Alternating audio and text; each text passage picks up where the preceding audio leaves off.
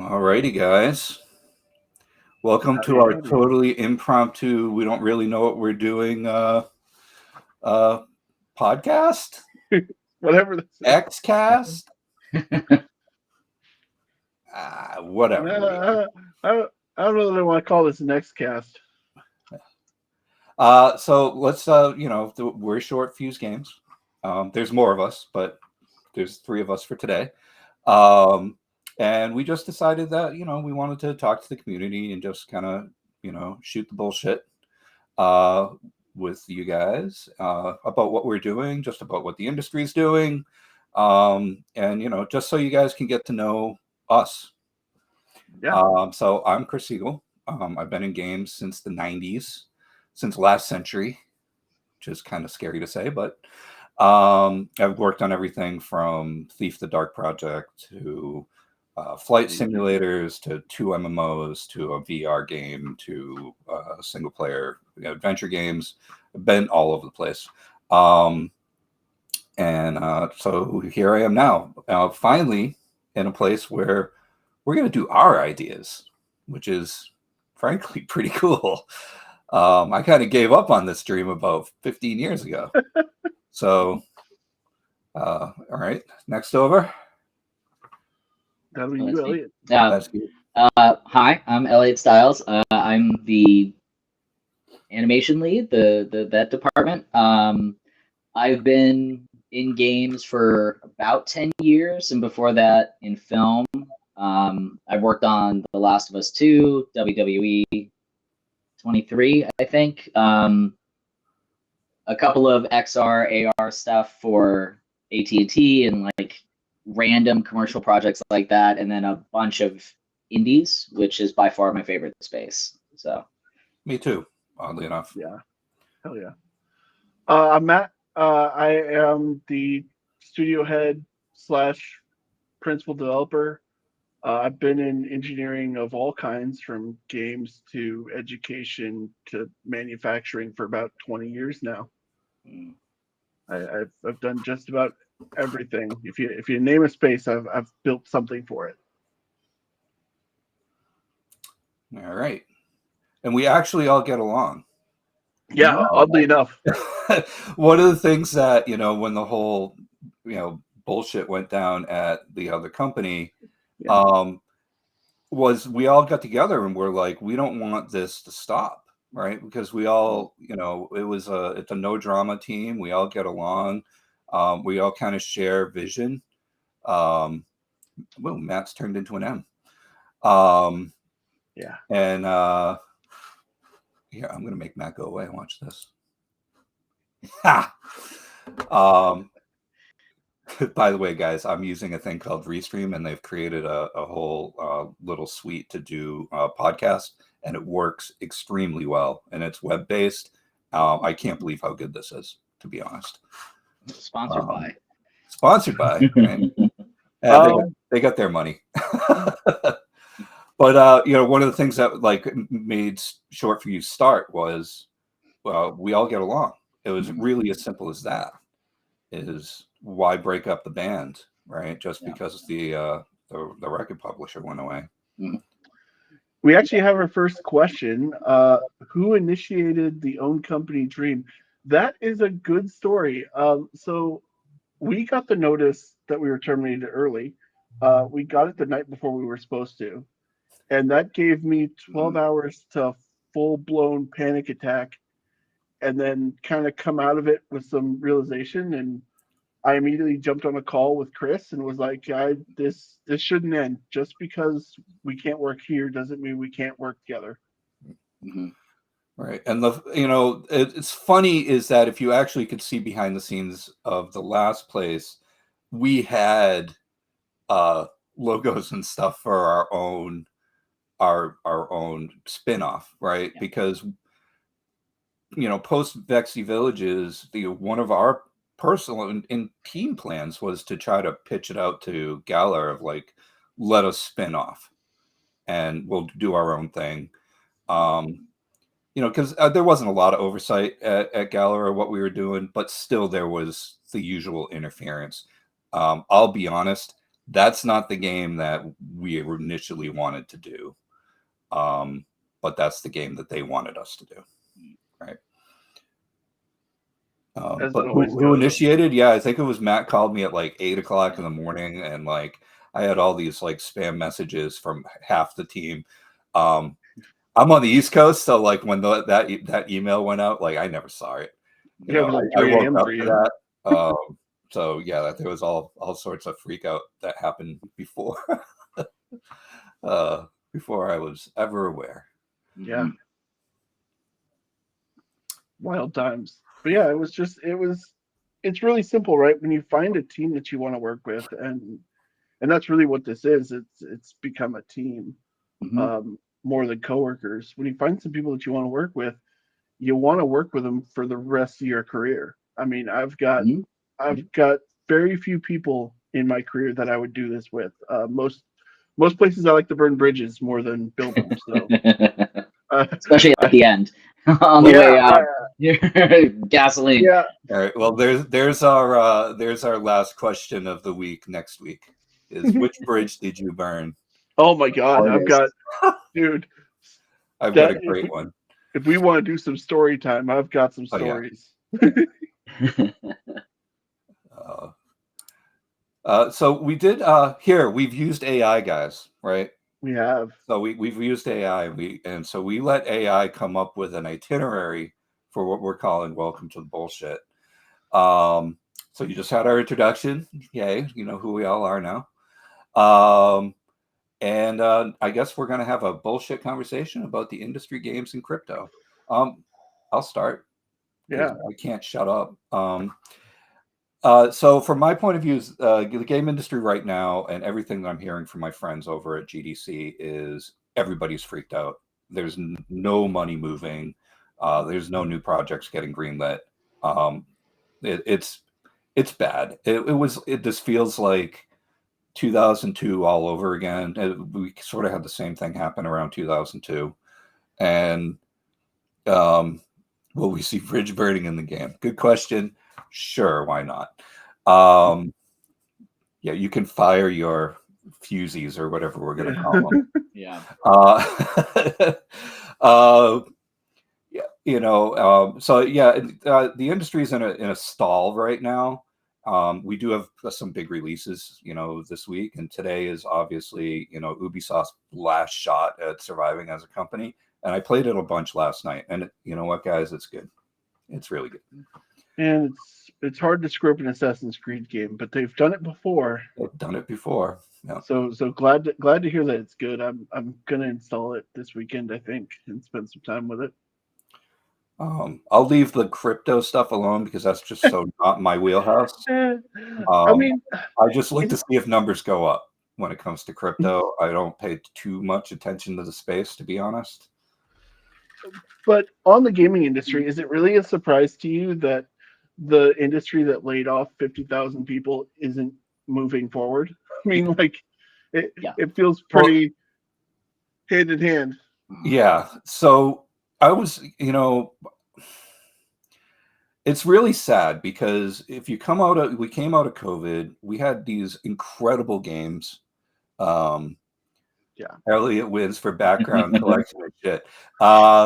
But we came out of COVID and we had this incredible year, right? We had Cyberpunk 2077, Baldur's Gate 3, these just absolute bangers. And one proving that, hey, guess what? You can make games from your own home. We don't need to go to the office, which if you work in the game industry, most people are not a big fan of. And it just showed that, like, no, we really can work this way. Staffing seemed right. Yeah. But obviously, they go into the next year. Nobody has anything ready for 23, 24, because games take a few years to make at that level. And everybody freaked out.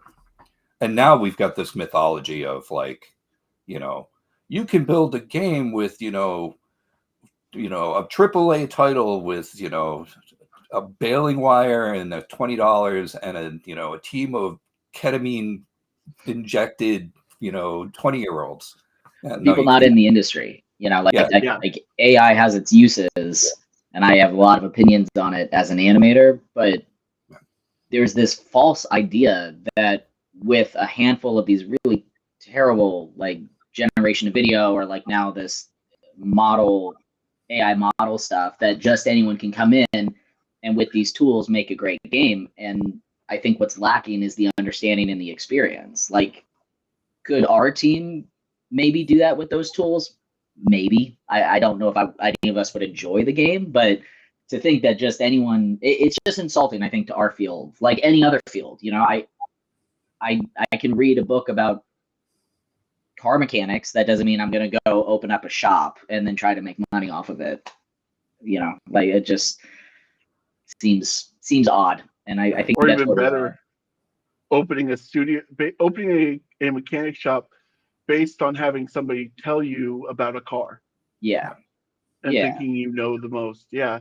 It's wild. Like, I've seen some cool stuff. Like, people can take AI, Claude is the big one. I've seen some guys do some things I would call nothing that's been done outside of like prototype stage. Mm-hmm. Yeah. Like, and I like AI for that, right? yeah, Like, isn't it great? I mean, I don't usually share it with the rest of the team, but I do absolutely use AI for previs for me, Sure. right? Yeah. Because it's faster and it's cheaper, but it's never for consumption of anybody outside of me, right? Yeah, But it exactly. does help me in the creative process, and so that's great. And I find a good use for that. It's a good companion, which is Yeah. what but like I don't want it to drive the bus. Yeah. Right. And I have use it like write when I write. documentation. Yeah. Yeah. Writing, it's great. Mm-hmm. And you just, if you look at, like, here's a good example. Like, if you look at Elliot's walk cycle here, right? Like, AI is not going to pick up on the nuance of like giving this little dude like attitude, right? Like, that's a human skill. And if you sit around and watch Elliot's stuff a lot, like I do, it's like that just comes through. And I know that each one of those is like thought process, like he looks at the model, he spends some time with it, and he's like, oh, this guy's going to have swag. Like the pirate guy, like totally has swag. yeah. But it's like those little things are things that, you're not going to get without the human touch. Mm-hmm. And the ability to. I have a question on that.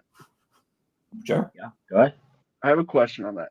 How many hours do you spend watching people walk, or like videos of like people swinging a bat, or like sword demonstrations, or like how many hours do you spend on reference? It depends. I usually, outside of watching shows or film or playing something that inspires me and that I enjoy, if I'm on the clock, it depends on what I need to do. So like for the walk cycles, it was, and I've done a lot of walk cycles, so I don't need too much reference for that in particular, but I'll just Google like it. I'm very specific in what I Google, like sailor walking on high seas or something like that, or see what's out there. I'll look at animated reference, I'll look at live action reference, and then I will get up and like an idiot walk around my house and do whatever the reference is to get a feel for, like when you're swinging a bat, like, oh, hey, this shoulder goes up first before, like, it's not just here. And so if I can mime it, then I can kind of break it down. What's more interesting is combat stuff. Like, that's where it gets, reference really helps with that. And, maybe down the road, we will get a suit, and then all the animation in game will be literally me just like moving around. I've done that before, man. I'm 20 pounds heavier now, but on Underworld Descendant, every creature in that game is me. Yep.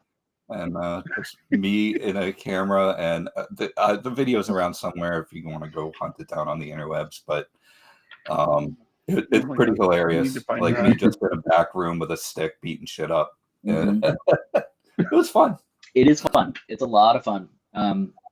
These models are interesting because they're very simple. You know, it is low poly.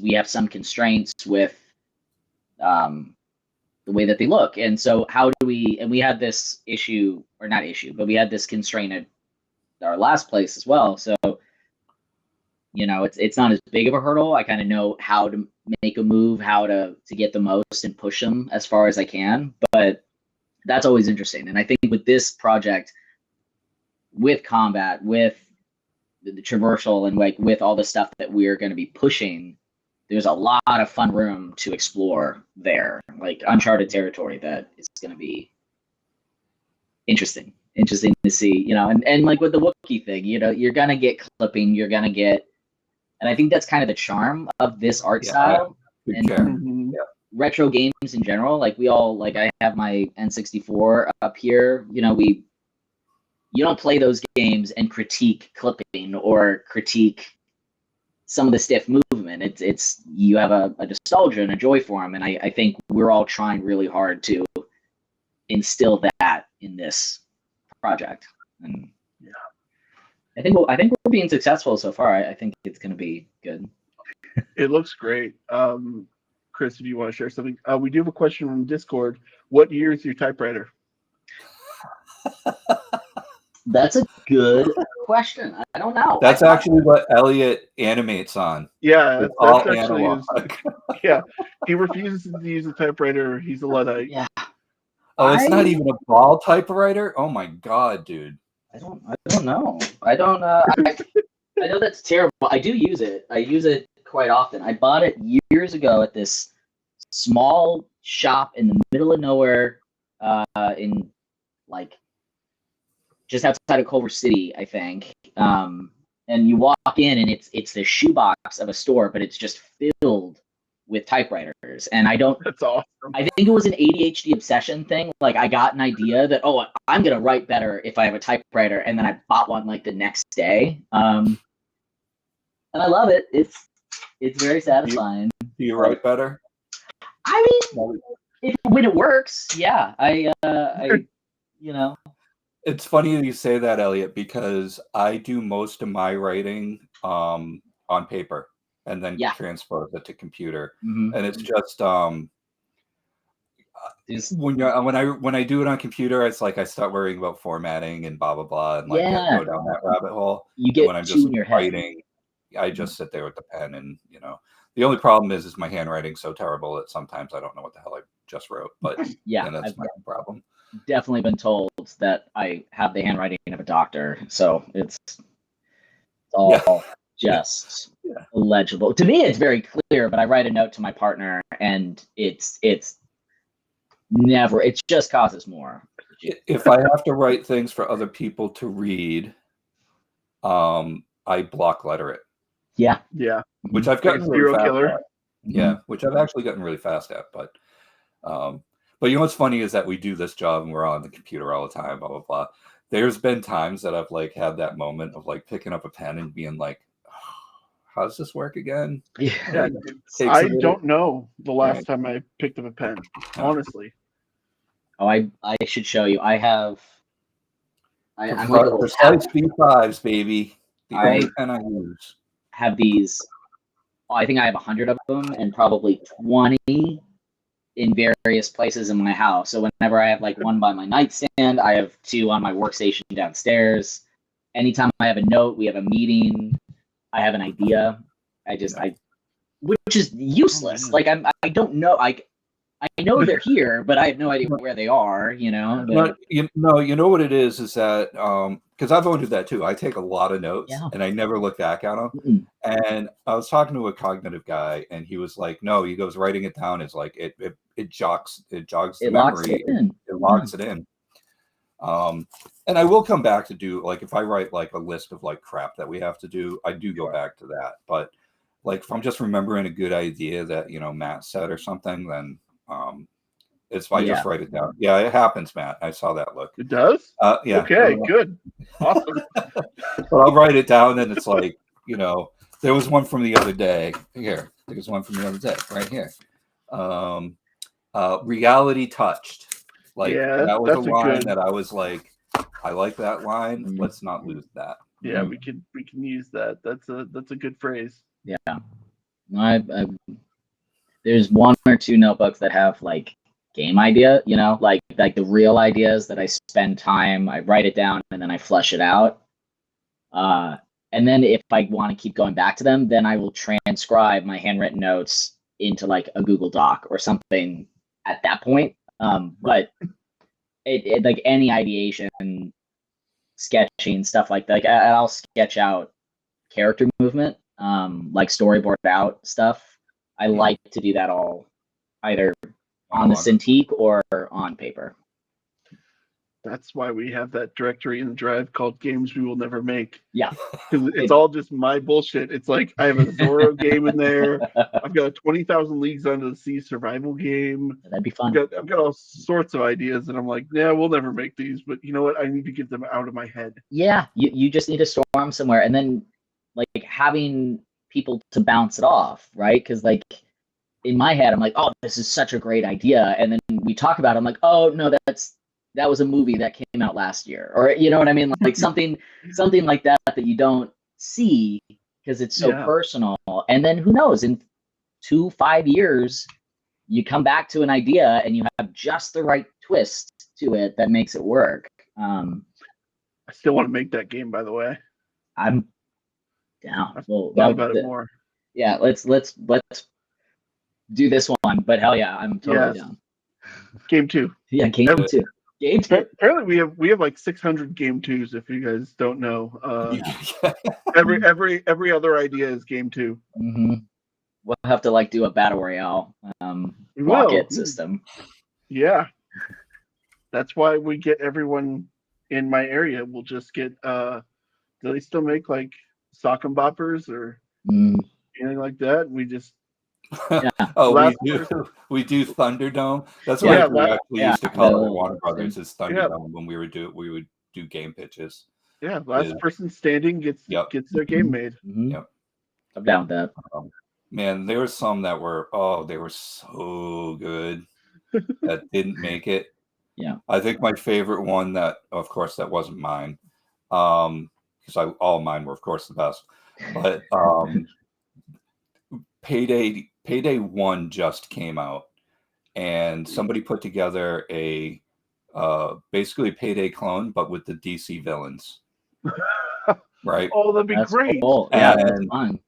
And the twist is that at the beginning of every mission, everybody got a secondary objective, right? Yeah. So like a Catwoman would be like, oh, we're breaking into the museum, blah, blah, blah. And she would have to like steal biggest gem, like, and it would be way off the beaten path, right? So you would have to break the co-op experience to do your, right? To be selfish, right? That's a lot of fun. What villains do. That's a really cool concept, though. Like it played good, man. Yeah. It played good, and it didn't make it to the last round.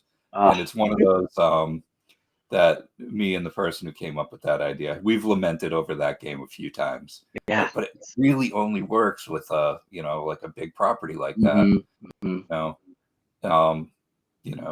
Unfortunately, but yeah, I kind of wish that one, just on selfish reasons, I wish that got made. I would have played the hell out of it. Well, imagine going in with Joker and just being like, that would be so much fun.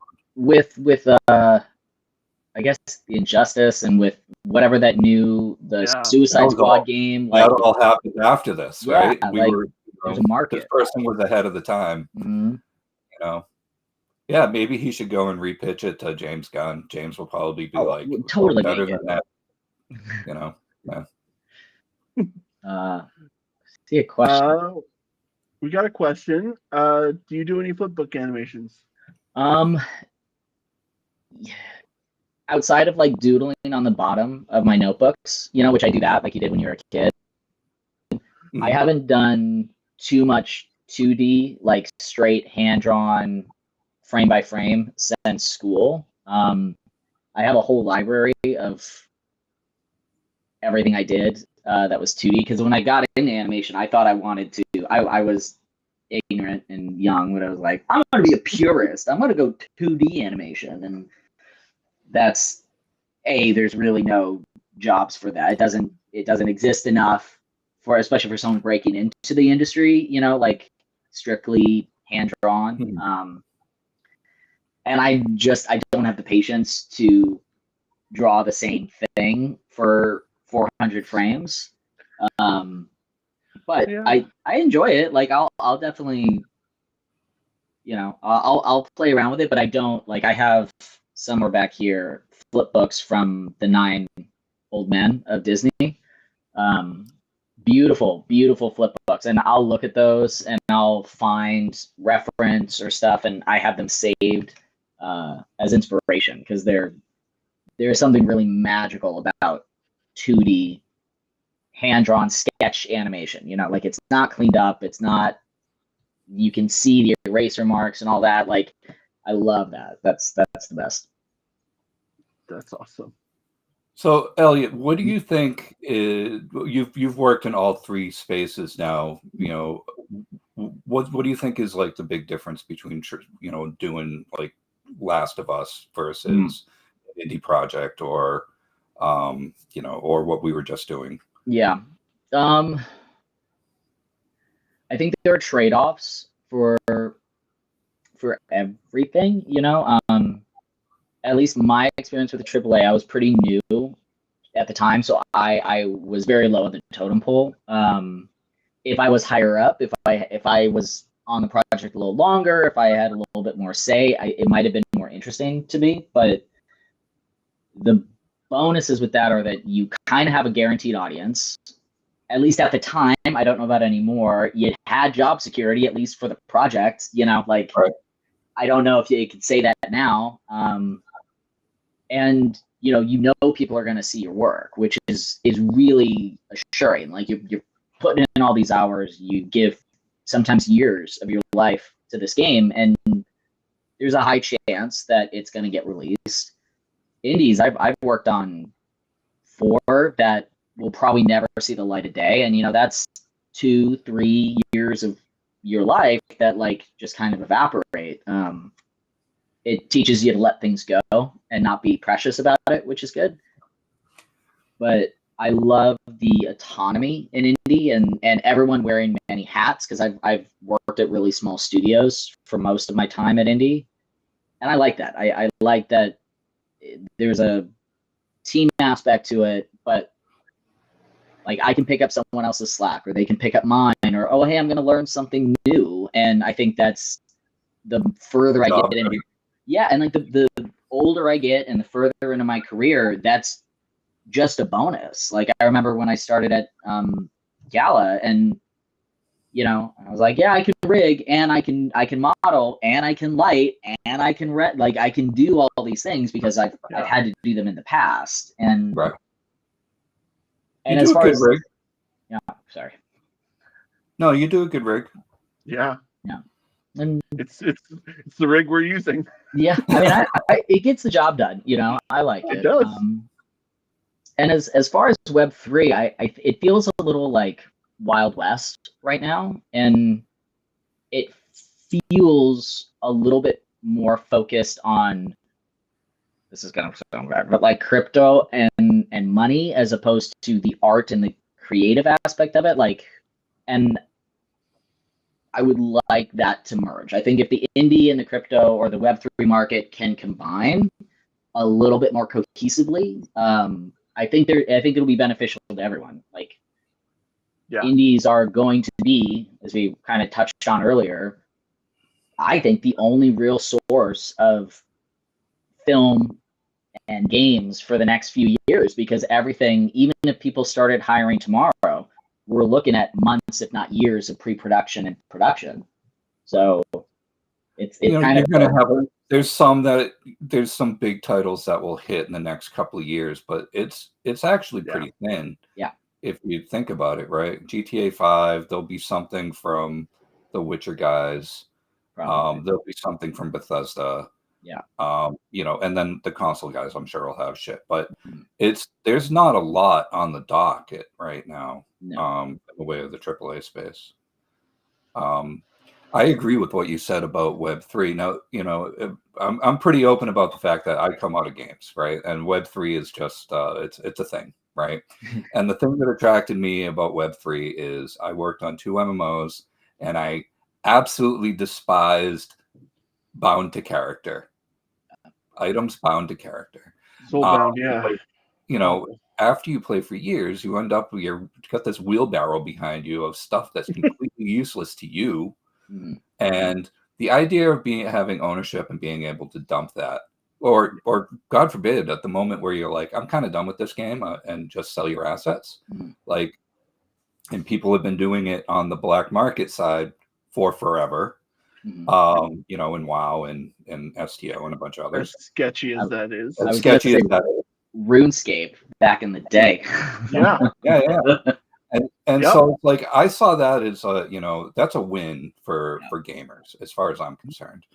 But I agree that, like, I think the philosophy that we're having, which is make a good game first, and then Web3, is part of it, but it's not the driving part. I think what we saw a lot at the last company was quality doesn't matter. It's all about the money. Yeah. And that's it. And you can't, you would think that people would know this after 100 years of Hollywood, right? Like, you can't make a lot of money unless you have a quality product, period. Right. Yeah. You can get there cheaply, right? Star Wars was a $10 million film, right? You can do it. You can knock it out of the park, right? But usually there's a tried and true way to get to at least a project that at least has a shot, right? And starting with monetary gain, I've never in my career seen be successful. We were the guys in the MMO space in America that created free to play, right? With DDO and Lotro. Like, we got a lot of blowback, but we didn't come out of the gate like that. We made sure that we had solid games before we, changed them into free to play, asset driven, blah, blah, blah. Right. We needed to know there was good combat and there was a good adventure story. And, there was actually a dragon in Dungeons and Dragons Online, which there wasn't at launch, but don't hold that against me. That's weirdest decision I've ever seen. Yeah, I played a lot of DDO. The model was broke ass. That's the whole reason.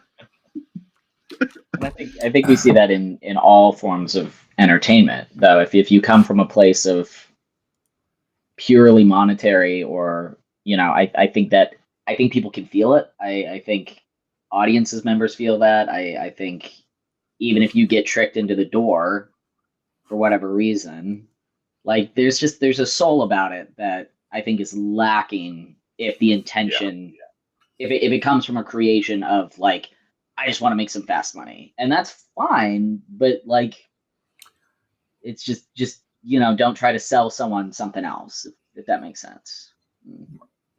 Yeah, I think the blockchain gaming world, I think, is coming out of that. There was the early days of put whatever garbage game you can. I'm going to call it Earth 2 here, because that's the most fantastic version of this, where you just have a Google map overlaid on something, and apparently that gets you money. I think we're finally getting out of that. I got kind of hooked on Seraph, the new kind of Diablo-esque game. It's really good, and you can see the quality, you can see the time they put into it, and I think we're starting to see more and more of that. There's some other specifically on Avalanche that I can't remember, but there's a shooter out there that's really good. So we're starting to see that, like, oh, if you make a good game, no matter what you do on the crypto side, people are going to flock to it. They're going to at least try it. And then the issue, of course, is barrier to entry.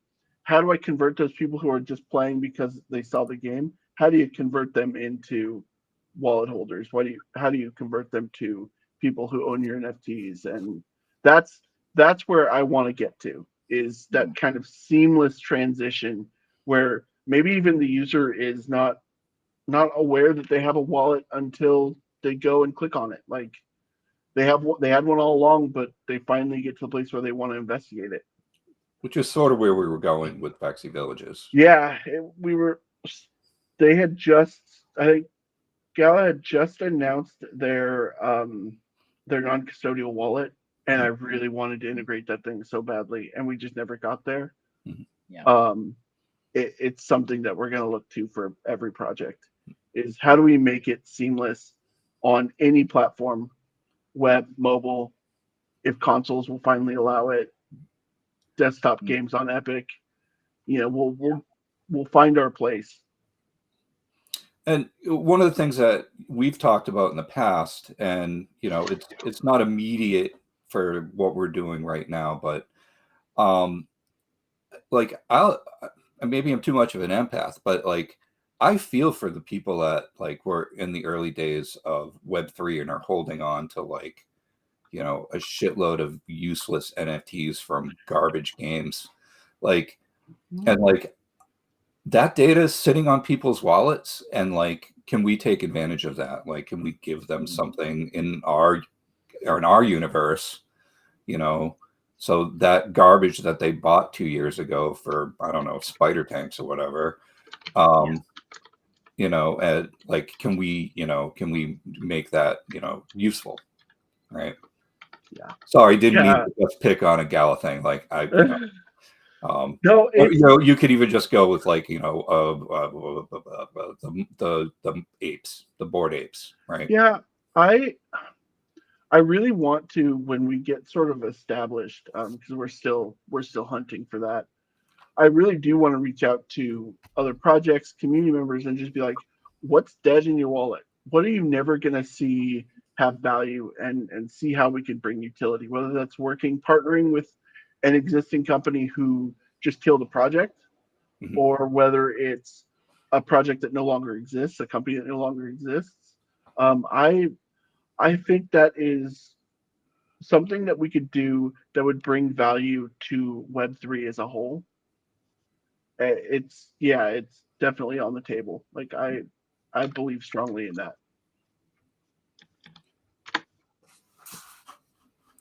All right, well, let's hit the next question. What's the worst trend in gaming right now? The launch and fire your developers because you don't need them anymore, quote unquote. Yeah, that is pretty bad one. Like when a publisher just goes, okay, it's launched, bye, and there's clearly balancing issues, and there's things that those games need. The publisher either outsources for that, which means you have a new team working on an existing product, which takes months to figure out, or you make bad decisions early on. That to me is the number one. Yeah, what happened with Marvel Rivals was, dude, it should be criminal, frankly. Yeah, and by far one of the best games. I mean, to me, one of the most fun games that's been released in a while. Yep. Especially a player versus player, which is normally not my cup of tea, at least since like Halo, like way back in the day. And it was great, and it was beautiful. It looked great. It felt great. It was unique, and to everyone who were the leadership of that and the creative force behind that is really insulting. And I think it's going to push everyone to be more apathetic and to encourage like less creative games, like less unique risk-taking looks, because that takes effort. That takes effort from the animators, from the modelers, from everyone who made that game look and feel the way it did. And if that's discouraged, it's like, why would I put in all this time and effort if I'm just going to get fired at the upon release? I think we're going to see a lot of games, more so than they already do, look and feel the same. Well, I think this comes back to like one of the things that why we're doing what we're doing, right? Is in the regular game industry, frankly, the money's dried up, right? So, starting your new studio right now is rough. Except in this space, there's a shot. But the other thing is that like we have a hit, we're not going to fire ourselves. Like Yeah. I mean, we laugh, but it's like I've been pretty successful in my career, and I've been caught up in 4 layoffs.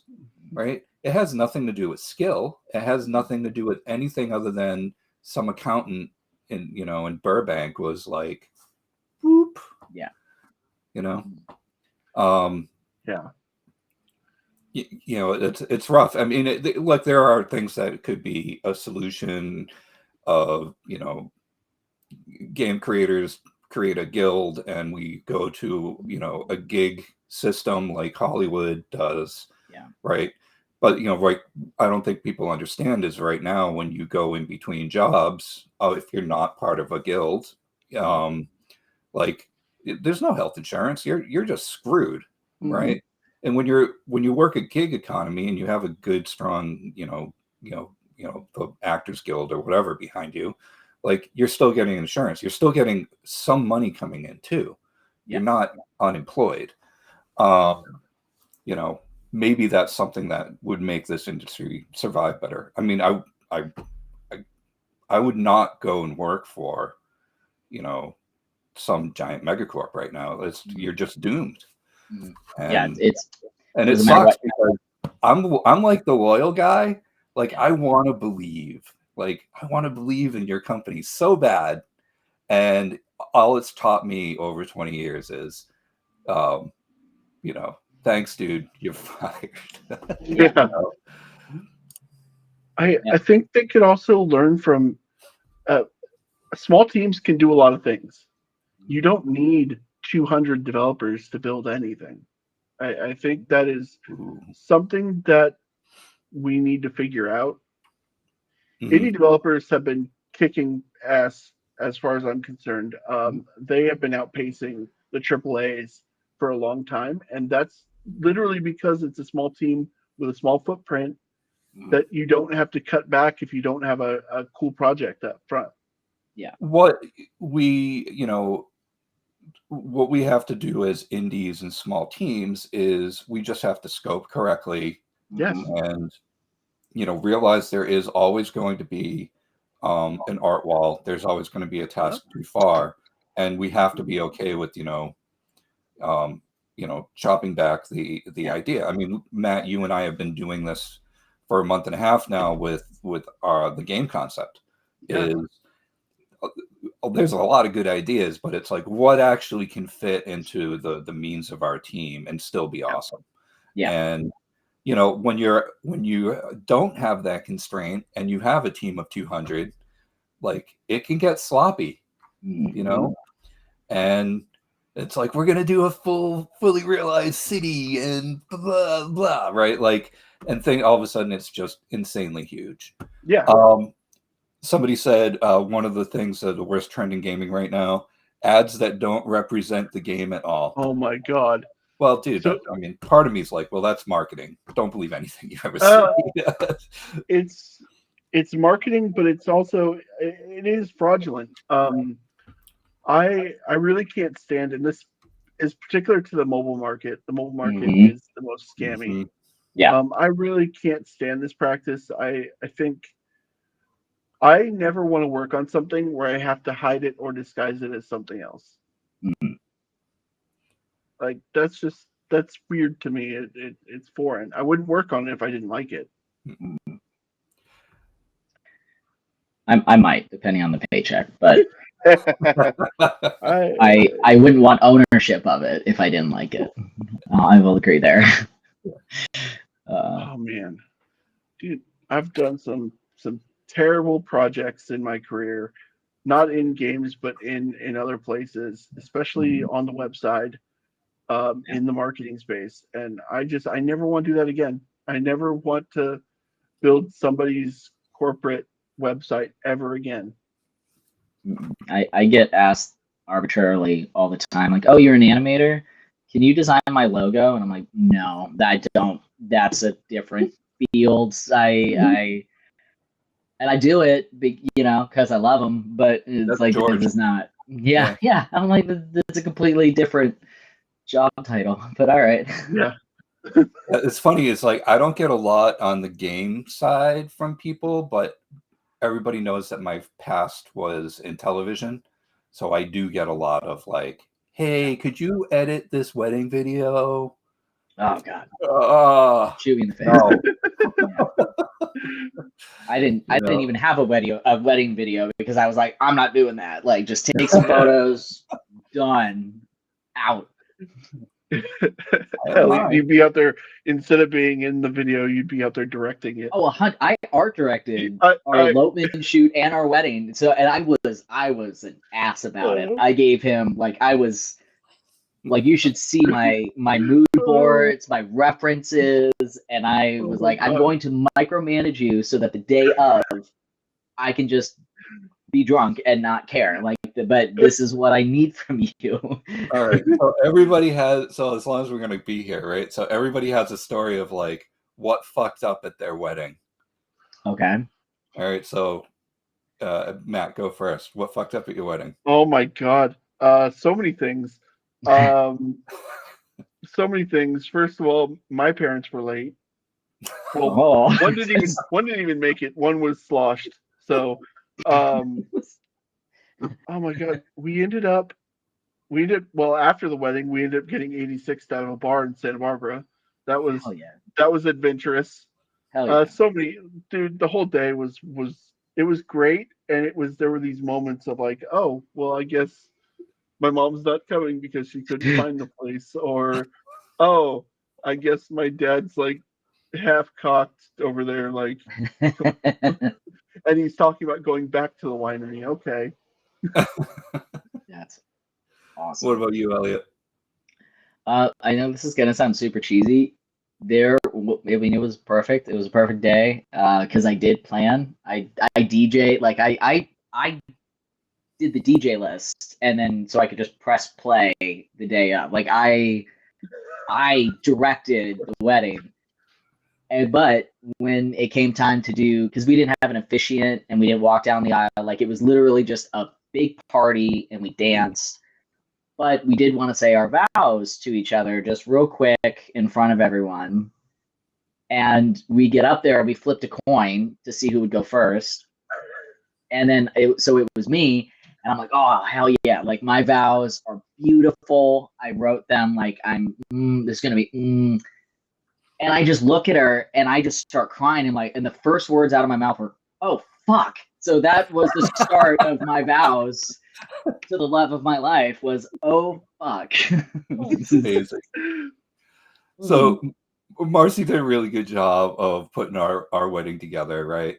Everything went without a hitch. We had a great photographer. The videographer was a friend of ours. All that. In fact, that was back when actually having photographers and videographers was a thing. And we had a DJ, and the food was great. Like, we found like a really good caterer, right? And we didn't do chicken, and we didn't do that. We did freaking like filet and something else. Hell yeah. But I had only two things that I wanted. One was I want to walk into the theme of Star Wars, right? Reasonable. Right, absolutely. And the other is that we were going to dance to "It Had to Be You," right? Yeah. Harry, whatever his name version from, anyway. And we told him, I was like, that version has like this, the Harry Styles version. That version has like this really long, weird intro. We're like, cut the intro. Start at the first syllable of him singing. And the guy was like, cool, okay. Walked in. He doesn't play the Star Wars theme. He plays the disco Star Wars theme. The Mako disco version. And part of me is like, kudos for being able to like find that. Yeah. Like, right. So congratulations that you even knew it existed, but I don't want it at my wedding. And then when we go to do our first dance, "It Had to Be You," he did he left the intro in. And if you watch the video, it's kind of hilarious. It's like me and Marcy are just like standing there waiting Right. Okay. Yeah, Oh, it's best if anyone is going to watch this who is planning or hasn't yet and wants to, because my partner and I we were never gonna actually do it, you know. It's best just to like have a village, have your friends, tell like give them things to do. I know everyone's like, oh, I don't want to be a burden, like they're just offering to be nice. Like, no, if they offer, give them something to do. yep. Don't pay like you don't need to pay someone to do it. Like we Yep. built everything ourselves. Our wedding was very like low budget. And then just relax. Like plan it out beforehand, and then we had a whole week leading up where we had people come in from out of town. We went to the beach. We've been taking tango lessons. So instead of having our first dance at the wedding, we did a rehearsal dinner with just our families. We had a tango lesson, and then we did our dance there. And that was just rented out the tango studio, ordered some pizza. That was the whole rehearsal dinner. But it was That's great. pretty awesome. That's was awesome. exactly what we wanted, and we didn't no one else told us what to do. That's like it was like we don't have any traditions. We don't have, because this is about us. So yeah. I would say if you focus on that, kind of like with games or with anything in life, right? Like focus on what's important to you and don't listen to anyone else. Yeah. Yeah. You know? That can be misinterpreted, but I'm gonna stand by it. I know what you mean. There's a thing that a family member of mine says that you know, if he's in television, right? And his thing is that if I'm working on my TV show, I'm not going to listen to you. I'm going to listen to me, because right. Not saying that fans don't have good ideas and all that. Of course they do, but people do become experts in their field for a reason, right? Mm-hmm. Some are narrative experts, and like I listen to some directors sometimes, and I'm like, I walk away and I feel like I just got a huge lesson in narrative. That's what they're studied in, right? Yeah. Let's skip this one. We're having too much fun to talk about terrible things in games. Just next week. Next week. Yeah. Crypto and skip that one too. Let's skip that one too. Right. Skip all of them. We're just having fun. Final bullshit. What's the biggest bullshit you've dealt with in gaming? Oh, not getting paid.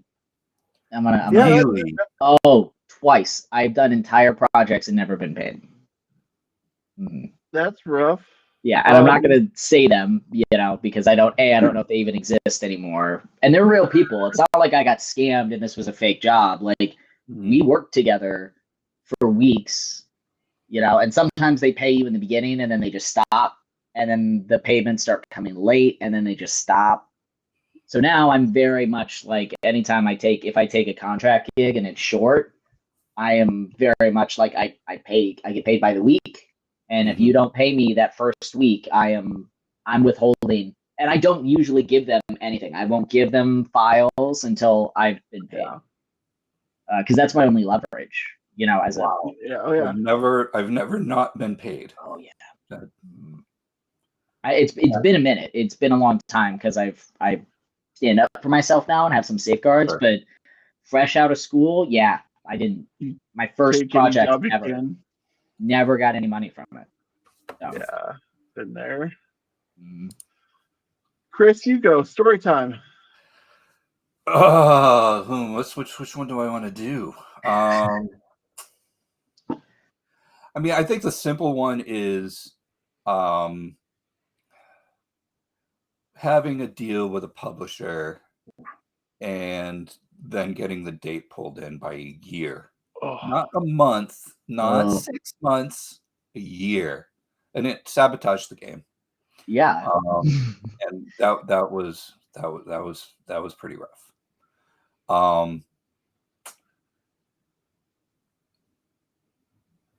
Yeah, I'm gonna stick with that one for the moment. Go ahead, Matt. I'll probably come up with another one. Yeah, I mean, because I don't have a huge gaming background. I'll just tell you the one that was most recent. Um, Hmm. Basically, being told you have 3 months to make a demo or you're out. That was one that was wild. That that January, February, March was no fun for I think anyone, but mostly Chris. You and I had to feel the pain of that, Yeah, on the daily. being like playable alpha or it's all done. Yeah. 3 months, let's go. That was probably the most brutal. Outside of gaming, yeah, it's when you work in web, um, it's a lot like you said. It's these clients who come in and you deliver them what they want, and either they come back and say that's not what they wanted, even though you agreed on it, and don't pay you, Huh. or you deliver and they ghost you, like you never hear from them again. That happens in gaming. Dude, like it it's the worst because usually it's a smaller client, like you're honestly just trying to help out a local business or whatever, and you deliver it, you deploy it, everything's set up, their domain's great, it looks great, and then all of a sudden they cut all contact. Ah. And it's like, okay, well, I guess I'm screwed out of 3 months' pay. All right, I'll share one of. I'll share one. So I've been a part of a few startups. The one, well, two before Gala was a company called Superdraft. They're no longer with us. They actually closed last month after limping along somehow for the last 2 years. But while I was there, we went through COVID, all that, and we landed like this sweet deal with Caesars. It was a sports gambling company. Landed this sweet deal with Caesars Casino. Good money. Mhm. And a year goes by, and I was part of the upper management team there. And we realized all of a sudden that like the bank account's like empty, man. And yeah. And so we started asking the owner, like, where's, Where's the money? basically we spent, tens of millions of dollars in a year that, on a staff of 20 people. So there's no way it would just went to to the staff or equipment or travel or any of that. So we started questioning them, and the next day we all get fired. So happy embezzlement, man. My God. So there's my talking out of school. Yeah. Yeah. Hey, and Mr. Owner, Steve, fuck you, dude. Steve. Dude, it was just it was sad, right? Because we built a really good project. It was a good product. We had a really good fan base, and then landing the Caesars thing, like we should have all walked away flush, right? And it was like greed and stubbornness, man. Mhm. Sound familiar, guys? Yeah. Everywhere I've ever worked with, man. Yeah. Hey, any bullshit from the audience? Anything you guys want to know? Type it now. 3, 2, 1. All right. Well, we'll come back to that. You guys got to do your homework and give us things to talk about. Next time. So what's next for Short Fuse? So I just want to show a couple of things on like how fast things are changing with this team. So this is a week ago. Come on. Right? Like this feels like an eternity ago, doesn't it, guys? Yeah, it does. And this is the beginning of this week.